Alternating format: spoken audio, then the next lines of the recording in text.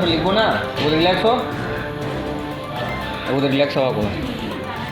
শারীরিক অসুস্থতা বাধা হলেও অদম্য জেদের কাছে হার মানল প্রতিবন্ধকতা। ইতিহাস পরীক্ষার দিন ফের অসুস্থ হয়ে পড়লে হাসপাতালেই পরীক্ষা দিল মাধ্যমিক পরীক্ষার্থী রেহানা খাতুন। মনোরা হাই স্কুলের এই ছাত্রী কানকি শ্রীজৈন বিদ্যা মন্দির কেন্দ্রে পরীক্ষা দিচ্ছিল।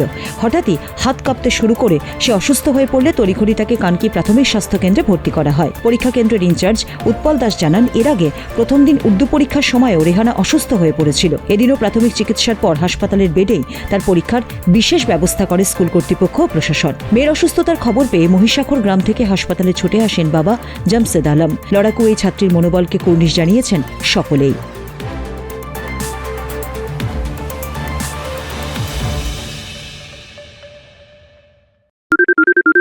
সোনাক্ষী, মশলা কোথায়?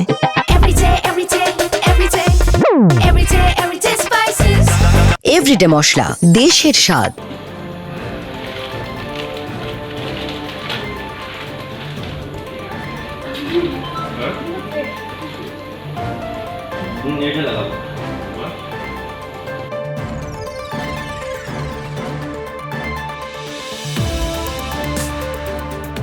কানকি থেকে বরুণ মজুমদারের রিপোর্ট, উত্তরবঙ্গ সংবাদ।